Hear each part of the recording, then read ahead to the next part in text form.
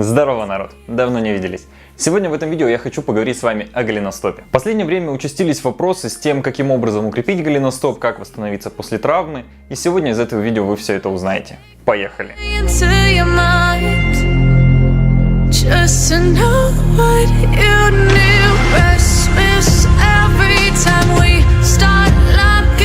В силу того, что я уже очень давно занимаюсь прыжками, конечно же, у меня были травмы голеностопа. У меня были трещины, смещения, растяжения, но никогда не было разрыва связок. Единственное, хочу, чтобы вы учли такой момент, я не врач, поэтому вся информация из данного ролика будет в большей степени ознакомительной. Это чисто мой личный опыт за последние 11 лет. Итак, начну с такого необычного момента. Не так давно на моем канале был ролик, где Никита, это первый выпуск теста на лучшего прыгуна с подписчиком, Никита прыгал с носочков. Это его, так сказать, индивидуальная особенность, он, в принципе, объяснил, почему он так делает. Но после этого ролика люди начали мне писать и говорить, что они делают точно так же, каким образом это исправить. Дело в том, что кому-то может повезти от природы, у него очень хорошая гибкость любых суставов, то есть как руки, так и ноги. У кого-то она хуже. Еще очень часто после травм мы все неправильно с вами восстанавливаемся и в связи с этим очень сильно усугубляем вообще подвижность наших суставов. Так вот, с голеностопом примерно происходит то же самое. Когда я получил первую травму, я почти 2 месяца ходил на носочках. Из-за этого, там, грубо говоря, там у меня было сильное растяжение. Из-за того, что я очень долго ходил на носочках, после того, как я восстановился, я не мог полноценно даже к себе притянуть носок ноги и от себя его отогнуть. Дело в том, что почти 2 месяца, еще и растяжение, я просто перестал нагружать ногу. В связи с тем, что я неправильно восстановился, мне пришлось разрабатывать ногу заново. То есть мне пришлось ее тянуть от себя и на себя. То есть, грубо говоря, если вы садились на шпагат и на год, на 2 его забросите, само собой у вас уже такой эластичности у мышц, связок не будет, и вам надо будет учиться снова. Здесь примерно произошло то же самое. До травмы у меня была отличная эластичность, после травмы я ее запустил, и в связи с тем, что фактически 2 месяца я не давал никакой нагрузки на голеностоп, они стали короче. Сейчас на своих экранах вы видите тест, который позволяет определить, насколько хорошо у вас подвижен сам голеностоп. Тест проводится следующим образом. Он обязательно проводится босиком, то есть в данном случае в носках. Вы встаете у стены. Самый первый тест проводится, когда вы большим пальцем касаетесь стены, и вы должны, не отрывая пятки, коснуться стенки. Если у вас это получилось, то это хорошо. Отодвигайтесь на 5 сантиметров, проделывайте то же самое на 5, на 10 и так далее. Теперь смотрите, в принципе оптимальным расстоянием, это усредненно, конечно, тут будут зависеть множество факторов, но оптимально, чтобы как минимум вы могли от стены отступить половину своей стопы. То есть у меня ступня 24 сантиметра, соответственно на 12 сантиметров я отступаю и не отрывая пятки я должен коснуться стены. Само собой тело при этом не должно быть прямым, мы здесь сейчас проверяем конкретную эластичность вашего голеностопа. То есть вы полностью делаете выпад, не нужно биться об стену, колени вам нужны, все, что вы должны прикоснуться и вернуться обратно. То есть это не должно быть резким движением, вы должны именно с комфортом, то есть само собой это будет тяжело, но это не должно быть с раскачки, вы должны, не отрывая пятки, коснуться стены. И каждый раз стараться увеличивать расстояние. Если вы можете более чем половину стопы отойти от стены и при этом коснуться, то это уже хороший вариант, то есть у вас именно с растяжкой все в порядке. Конкретно у меня обе стопы позволяют отойти от стены на 17 сантиметров, и при этом я, не отрывая пятки, могу коснуться стены. Обязательно проделайте этот тест и напишите в комментариях, у кого какое расстояние получится. Дело в том, что я сейчас ребят, которых тестирую, у них расстояние действительно очень маленькие. Они фактически сразу же отрывают пятку, то есть у них абсолютно никакой растяжки нет. Поэтому, когда они совершают прыжок с места, они очень часто встают на носочки. Им не позволяет тело подсесть слишком глубоко. То есть здесь ведь мы сейчас с вами что в тесте проверили? У нас с вами стоит нога, и получается голень мы должны согнуть. Но из-за того, что человек не может так сильно наклонить голень, он встает на носочек. И наклоняет голень настолько, насколько надо, при условии, что пятка должна была быть прижата.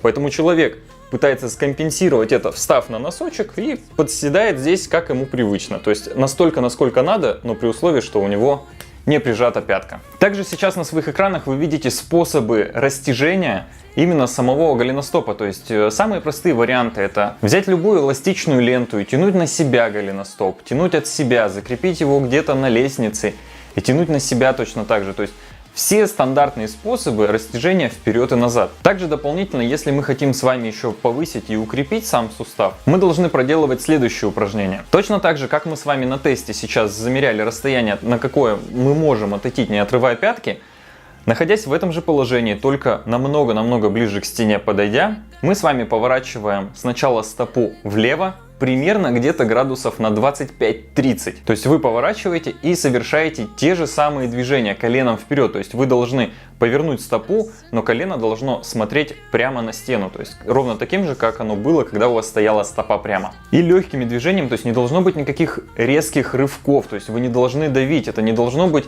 именно через силу. Вы должны просто постепенно, раскачиваясь, своему голеностопу придать именно растяжение. То есть мы здесь работаем только на небольшое растяжение и укрепление. Ни в коем случае не злоупотребляйте этим. Не нужно пытаться выдавить из себя максимум. Вы наоборот можете растянуть, и в момент, когда у вас будет какое-нибудь латеральное передвижение, вы можете подвернуть ногу.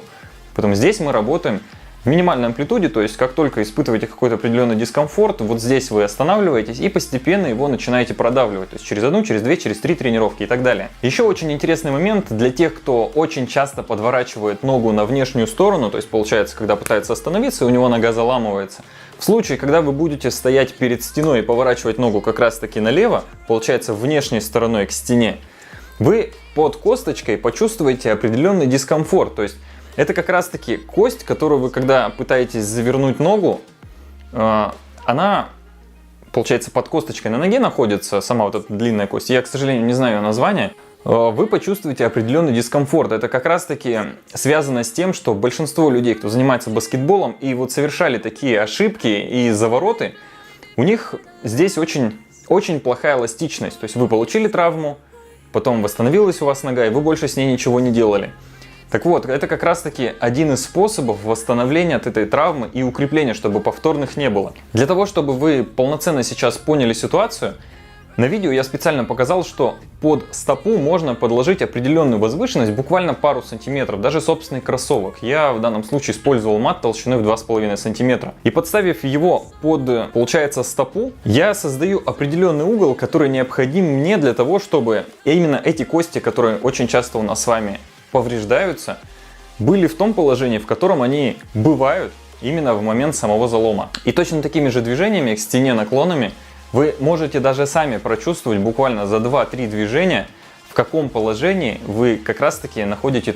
В общем, вы найдете. Я не знаю, как это правильно объяснить. Мне однажды просто показал мануал, когда я пришел к нему с травмой ноги, сказал, какая у меня ситуация. Он сказал, делай вот так, я поделал. И действительно, с того момента, это уже очень много лет прошло, я не получил еще ни одной травмы. Но я и помимо этого дополнительно очень много работаю над укреплением своих голеностопов. То есть я знаю свои слабые стороны, я точно знаю, в каком положении я могу себе заломить ногу, но над этим надо работать. То есть я не занимаюсь баскетболом, для меня это не так актуально, то есть и волейболом я профессионально не занимаюсь. У меня прыжки и преимущества, они вперед-назад. То есть для меня любые латеральные передвижения не так важны, как для вас, поэтому старайтесь, работайте. Это те советы, которые, в принципе, в интернете очень тяжело найти, мало кто ими делится. Для меня они подействовали, честно, то есть я восстанавливался, и ребята, с кем я работал, тоже восстанавливались. Насчет разрывов, к сожалению, не знаю, то есть если, может быть, кто-то из моих подписчиков сталкивался с разрывами, опишите, пожалуйста, в комментариях, то есть какие советы у вас были, что вы делали, чтобы восстановиться, и я, если что, самый подробный комментарий просто кину в закреп, оно будет вверху под видео, и любой желающий сможет это увидеть. Также хочу в перспективе на канале вести такую рубрику, как озвучивание лучших комментариев, потому что, если вы не знали, YouTube очень любит, когда люди взаимодействуют с видео. Поэтому для меня очень важно, чтобы мой контент был популярен и продвигался хотя бы с помощью, то есть на бесплатной основе, благодаря просто алгоритмам YouTube, чтобы вы писали как можно больше комментариев. То есть я сейчас хочу вас просто попросить и в будущем, и вообще в данном ролике, по возможности, оставляйте любой комментарий под каждым моим видео, которые будете видеть. Ну, в перспективе, конечно, если вам это понравилось. То есть, если не хотите, можете не писать. Но именно лайки и комментарии, которые оставляются под видео в момент размещения, очень сильно влияют на то, насколько хорошо видео будет в дальнейшем ранжироваться и попадет ли оно в рекомендованный.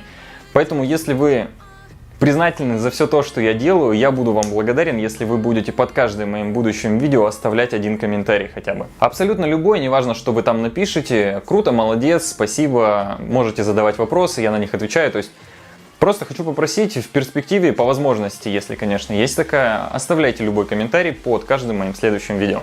В общем, получился такой вот большой-небольшой ликбез. Я специально стараюсь укладываться в минимальный интервал времени, потому что многие не любят смотреть, как я стою напротив стены и просто разговариваю с вами.